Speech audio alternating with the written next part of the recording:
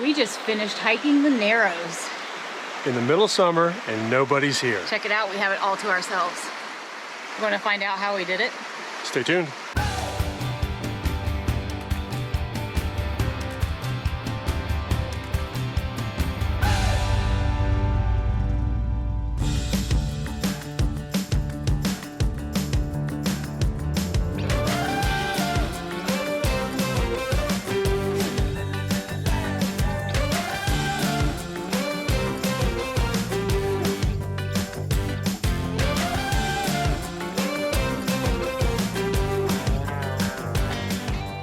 When we left off last time, we had just taken that awesome helicopter tour from Zion Helicopters.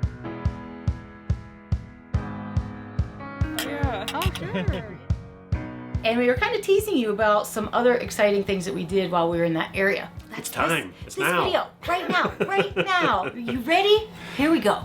Yeah, we do the Narrows in this video, which is a Holy very, crap. very famous hike. Some of you might be wondering, what the heck is the Narrows? What are you talking about? What we're talking about is a very long hike in Zion National Park that goes through the narrowest part of the canyon, which is also the Virgin River, and the hike actually has you hiking through the river. It is the river. It is the river. The hike is the river, Yes. the river is the hike. Yeah, the whole hike in its entirety is about 17 miles. Most people don't do that, and if you want to do the whole thing, you have to get like special permits and stuff like that. Yeah, because I think most of the people who do the whole thing camp overnight. Yeah, because it's so Yeah. long and it's such a tough, tiring trail. You've got to get special permits so you can spend the night. So And one of the biggest things about this is since you're in water and it is cold water, it's going to vary a lot on the season as to what gear you need. Right. And that was the confusing part. okay, so there were a lot of confusing parts when planning for Zion National Park. And the Narrows in particular. And the Narrows Yeah. in particular. A lot of it had to do with the shuttle service and the shuttle system, because when we were booking and planning, this was still when they had the COVID restrictions and timed ticketed shuttles only. You could not just wait in line and get on a shuttle. You had to have a ticket, and those tickets were being sold out just as soon as they became available. And so we were stressed. We were thinking the girls didn't fly all this way to not Not be able to do the hike. be able to do these hikes. So during that time, they were allowing private shuttle companies to take you up there. So we said, Yeah, let's, fine, take all our money.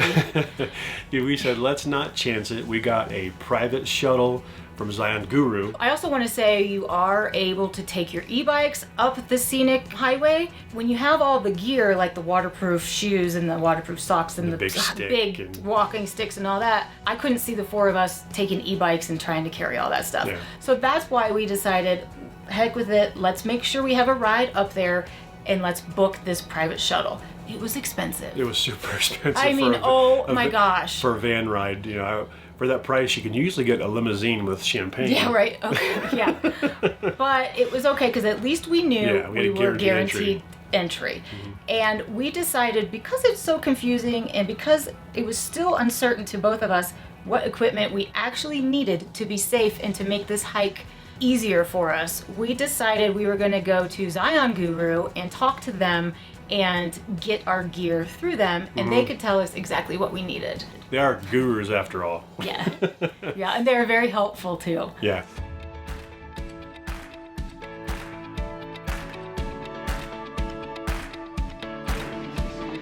It's probably perfect for today.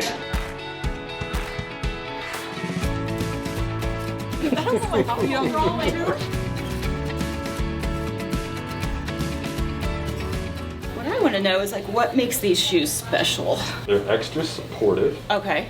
kind of like hiking boots. Yeah. They're not supposed to be waterproof. Water's gonna go in. A really cool thing is they have climbing shoe rubber on the bottom, so they're extra sticky on wet, slippery Oh, walks. cool. Okay. Depending on what time of year you go, the gear is going to be different. Yeah. I think just a few weeks before we went, some friends of ours went, and they had the waders all the way up, so they weren't getting wet at all. Right. So, like we said, you're going to be in this river, and sometimes it's just barely above your feet. Sometimes it's all the way up to here, depending on how tall you are.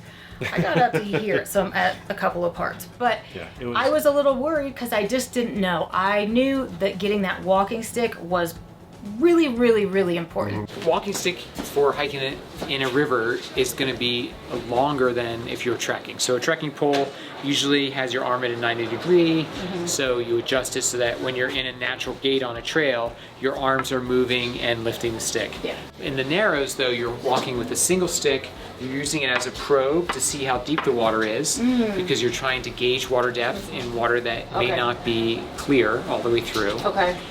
In the Narrows, most of the time, if the water's transparent, it's knee deep or less. Okay. If the water is dark green, it's mid thigh or deeper. Okay. The darker the water, The deeper the the deeper the water. Okay, got it. Also using it to create a triangle or a third leg so that you always have a point on the ground. So we'd like to say, make sure you have 2 points on the ground, which will keep you from having all points on the ground. On the ground. Okay. Notice here, this is about chest high. We say chest or chin, not higher than your chin, otherwise it bumps you in the face. Okay. Okay. But just a light grip in it, walk into it, and move your way through the river. So now that you guys have the gear, you have the right footwear to head in there, river shorts, you got your extra layer to go up top, you have your day pack with food and water in it, kind of knowing where to go and how to go in there. In particular, your question, how to go pee while you're in there is really important. That's very important to me. And I want to say, this is Jonathan, everyone. How you doing? So the shuttle bus is going to drop you off at the Temple of Sinawaba. Okay. And then from there, it's a 1 mile paved trail. Okay. So you could do that at any time of year. Very easy access, wheelchair accessible trail. Oh, cool. But then that trail ends abruptly at the Virgin River as it joins what we call the gateway to the Narrows. Okay. And from the section where the Riverside Walk ends, you immediately begin crossing back and forth through the river, moving from one riverbank over the river, another riverbank. Okay. Occasionally with prolonged periods of time where you're in the water where it's wall to wall. Some of those water depth areas will be on someone your height, mid-thigh. The bulk of the time it's knee deep or less. Okay. So even this time of year or in summertime, June, a 5-year-old could generally hike in the Narrows. Okay. Let's say you have to do this number one and you have to pee. The biggest issue with peeing in the Narrows is that there's no privacy at all. The solution to pollution is dilution, right? In the Virgin River, particularly because so many people hike in there, it's unreasonable to pee right on the rocks and sand because it just crystallizes and starts to stink. So you got to pee in the river or as close to the river's edge as possible. Oh, okay. So it dilutes it. So once you are in the river and you're working your way up canyon, the first and only real waterfall that you get to is called Mystery Falls. Okay. 110-foot waterfall that comes down the rock face. It's not a Yosemite fall. This is a desert fall. It's like a little ribbon of water coming down the rock face. Okay. Beautiful afternoon glowing light going up to Mystery Falls.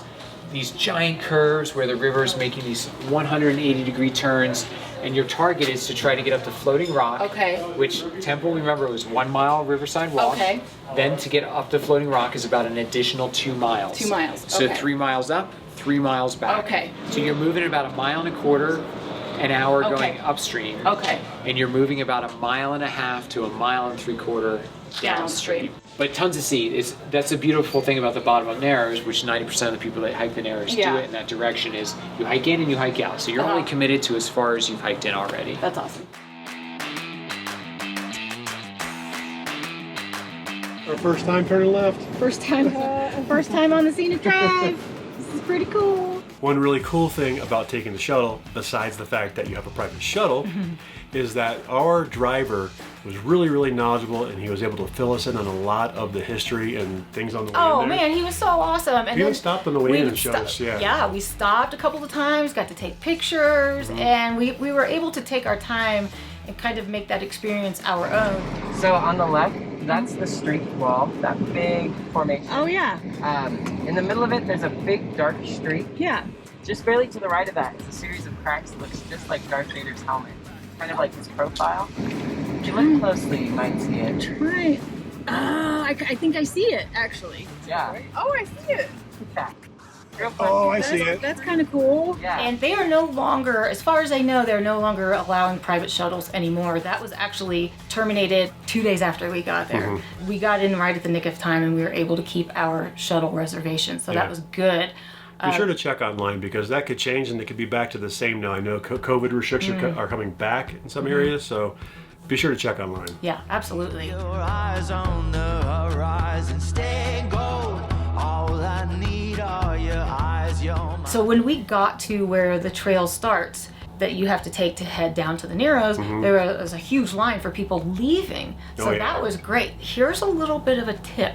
We didn't rent our gear until 4 p.m. Now, we did that on purpose because in our research and planning our trip to this area, I joined Facebook groups, I went on different websites. Everything I read said, go first thing in the morning. Earlier the better, you're gonna beat the crowds. Well, when everything out there says go first thing in the morning, everybody goes in the morning. So we decided to go against the grain and go in the evening. And that actually worked out so well for us. It is going to be a mile to walk from like the parking lot area to the beginning of the Narrows. And that's called like the Riverside Walk. Mostly paved with a little bit of like sand and gravel, but it is wheelchair accessible for that mile. So if you just want to take that mile long walk and kind of watch people start off in the Virgin River. And finish.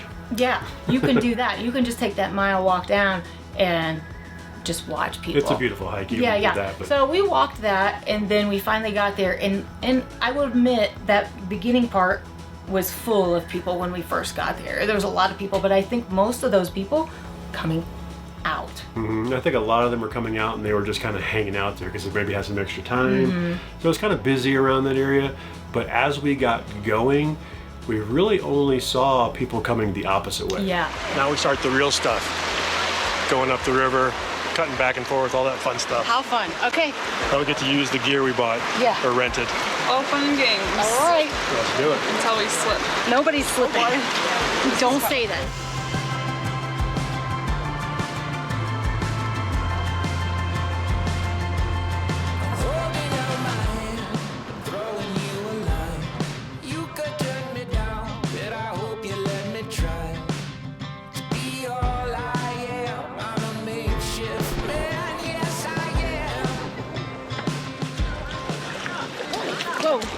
I was just gonna say I'm getting the hang of it, but I guess not. I wouldn't have been able to do this hike without that walking stick. Oh yeah. And the boots that they give you aren't just the waterproof, but they are like sticky on the bottom. These shoes have been great for gripping. I can't even make it slide. I'm not looking forward to the waist deep water at all.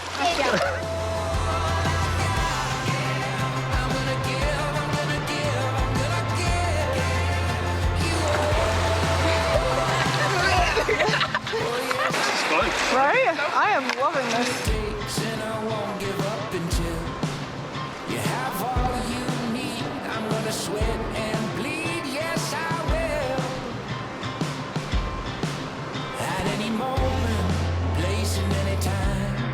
A little snack break.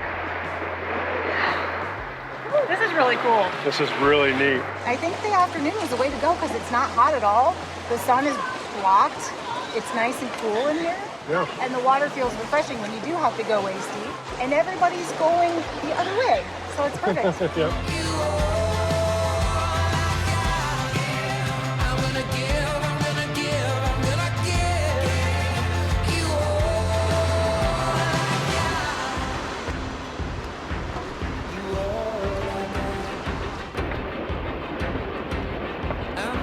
We made it through the crowded parts, and then we got to the really peaceful, open, more private areas, and it was just, wow. The walls are like 1,000 feet high on both sides. Yes. It is narrow. Yeah. I think one advantage of that too is it's going to be shaded if it's high. Yeah, there's nobody here. There's nobody else here right now. Well, there's people way up there, but this whole section, there's nobody here. It's awesome. Absolutely get a pole and the shoes. It makes a big difference. It really, really, really does. And the socks help too. And I mean, just what an experience. I mean, I'm going to be really sore tomorrow. Oh man, my legs are going to be sore. Yeah. It was a challenging hike for me. I don't have the best balance or coordination anymore. So I didn't fall though. I did not fall. Yeah. I think Megan did, but I did not. It's a different kind of hike because it's not the kind where you've got cliffs or anything like that. If you fall, you're going to fall in water, but you can fall in rocks. And you can get your foot jammed and maybe twist an ankle.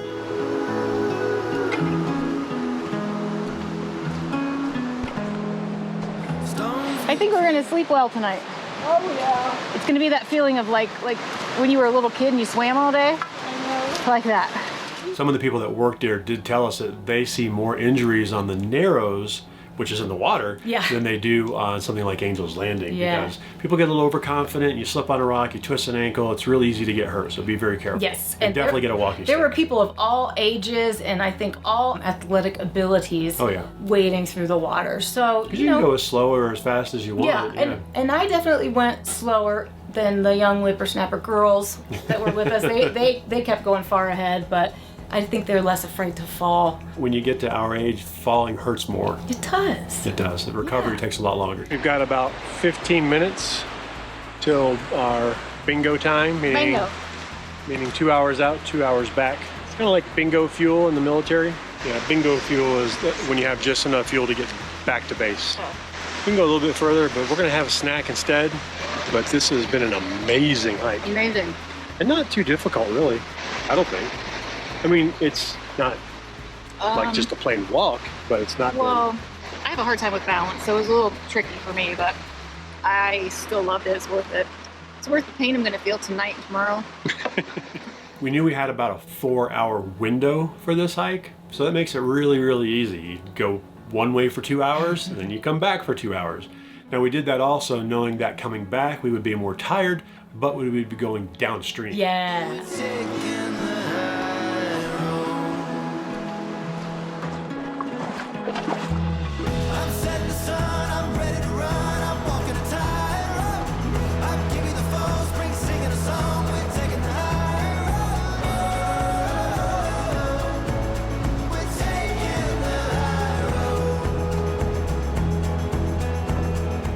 I was so proud of all of us though, because it was a spectacular experience, the most unique hike that we've ever done.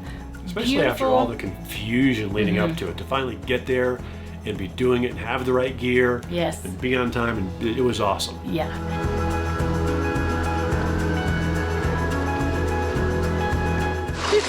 Oh, did you? You all right? Way out there.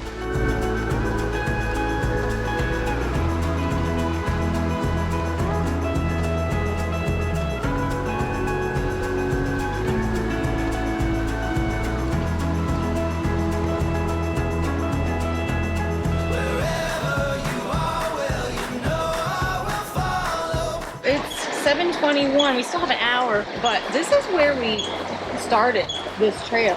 And if you remember the footage from when we started, it was packed, and there's like just a couple people here now. Yeah, so. This is the time to go. It was like a 100-degree day today, but it was nice down here. And the temperature was so fine. We weren't hot. The water was cool, but it wasn't like unbearable. And it was just a really, really perfect time for us to come. It was awesome.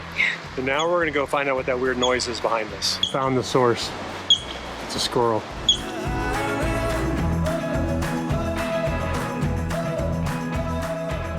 We didn't have to wait very long for our personal shuttle to arrive. We actually finished up about 30 minutes earlier than we had told them we wanted to be picked up. So we waited. We didn't want to miss our shuttle. No, and we were done and we were tired and we were hungry, exhausted. So we just waited, I think only about 10 minutes before they came and picked us up. Well, luckily our driver actually came a little bit early. Yeah. So that was awesome. Please check the website for the shuttle schedule. I'm not exactly sure what time the last shuttle comes to pick people up from this hike. I think it's around 8:15, but I think that's also why there were so few people when we were coming back, because everybody wanted to make sure they got a shuttle.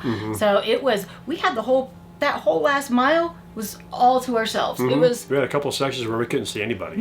We had nobody around us. It was amazing. So we say, go in the evening. Go against the grain. Leave no trace. Leave no trace, except for your wet butt print. Madison's wet butt print. Madison's wet butt print. We're so glad you're early. It was great.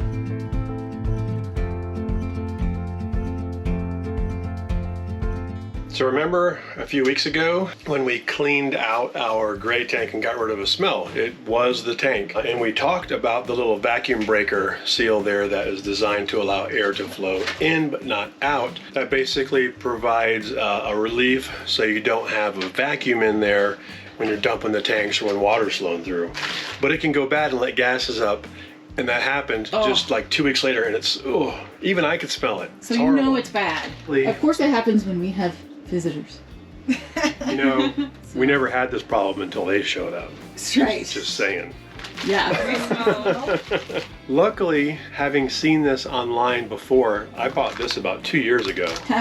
It's a new inline vent. Okay. Hopefully it just screws right in. Let's do it. So you can see this is the thing right there. The thing. The thing just screws off. Blah. Oh! Oh my god, that's what smells right there. And then screw this one in. What the heck is in there? It's, I don't know. Oh. All right, new one's in. Okay, here's hoping that it starts to smell better. Oh, I don't know what that is. Look. That's gotta be part of the smell problem right there. The next day we were tired. Shocker, right? I mean, that was an exhausting hike. Yeah, we didn't have anything planned that day No. on purpose. Right. We knew we'd be tired. However, there's this little ghost town / old mining town that's only a few miles from the RV park called Silver Reef. And it was only open, I think, like Monday through Thursday until 2 p.m. every day. Check their website for specifics on that. But this was going to be the last opportunity for us to go and just check out this old town. Yeah, we like ghost towns and Yeah. old mining towns. They're Yeah, really neat. and what the heck? It was only a few miles from the RV park, so we just got in the truck, we drove over there. This is Silver Reef Museum and Ghost Town. This Totally. is an old mining town. Yeah, it's only a few miles from the campground, so we figured why not check it out. And they're open, yeah, they're open odd hours during the week. Some days they're closed, and so this is Thursday, and they're open till 2:15, so we thought we'd drive over and see what it's about. It's not very big, which is good, because it's 96 outside, and Yeah. it's hot.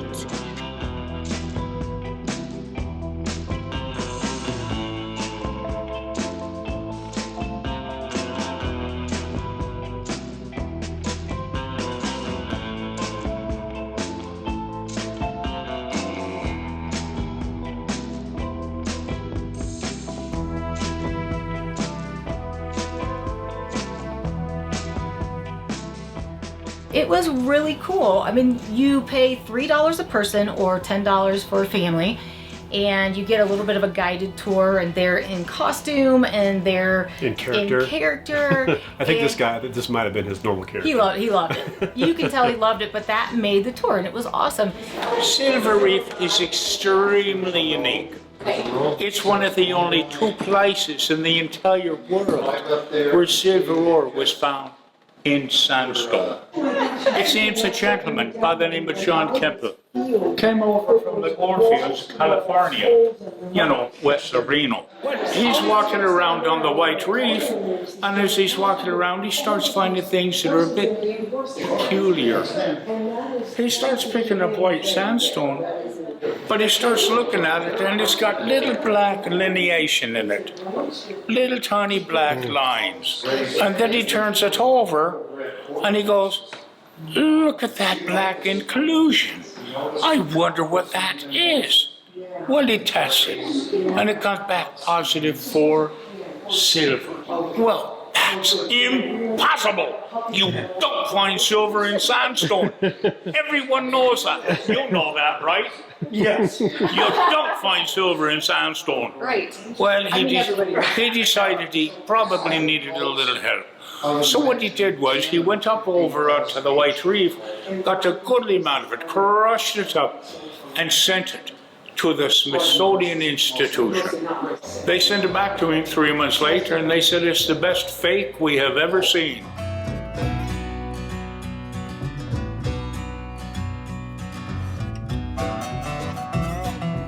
You never know what to expect with these little tours like this, because sometimes you just go in and all you do is browse and read little placards. This wasn't like that. It was really cool. It was cool. And then outside they have like a whole hiking trail with markers, information. They give you like a brochure kind of thing that you can follow along, and you can see what some of the old ruins or some of the old buildings, what they originally were. Now The old jail? Yeah, and the old jail. That looks miserable. It was so hot. It was so hot, so we didn't really explore a whole lot outside. We walked to a couple of the buildings and the ruins, and we were like, it's too hot, let's go home. But I highly recommend just going to check it out because it's inexpensive, but you get some really rich history of that area, and there's so many mining stories and mining towns throughout that area. It's pretty cool. Yeah, and this one is unique because I think it's one of the only ones where they discovered silver in sandstone. And everybody thought they were nuts. There's no silver in sandstone, moron. But there was, and now there's a town. Yeah. I'm sure a lot of you are wondering, what the heck, you haven't told us anything about the RV park where you're staying, because we always do. So here you go. We stayed at the St. George Hurricane. Yes, that's right. I said Hurricane. That's how you pronounce it according to the locals. Yeah. The KOA there. It's about 45 minutes to get to Zion National Park from this RV park. So not super ideal for us, But also not too bad. we were lucky to get it. Yeah. We got site 138, which was the best site. Absolutely awesome. Huge sites. The park itself was very nice. A lot of sites, and they also have sites for tents. They have cabins. They have a heated pool if you need it heated. They have a putt-putt course, playgrounds, laundry facilities. The one thing I want you to be careful about if you're going to book a site at this campground is that, like a lot of KOAs, their pull-through sites are buddy sites. If you don't know what that is, that's when you pull in this way and the person next to you pulls in this way and you share a common area. Which is great if you have a buddy. Yes. But if you're parking next to strangers and their strangers are all over your common area, it's not great. I don't know why KOAs do that. No, it's not ideal if you don't know the people that you're sharing the site with, because let's face it, KOAs can be very expensive. And to pay that price for a buddy site would not have made me very happy. So I believe that the buddy sites were the pull-throughs kind of in the middle. So if you're looking at the map, just pay attention. Yeah, if you see aerials going both directions on pull-throughs like this, buddy sites. Yeah, if you've got a buddy, fabulous. If you like your privacy, not so fabulous. But the park itself was very, very clean, well kept. Yeah, very nice park. Really nice park. We would go there and stay there again, especially if we could get site 138, which is probably now not going to be available.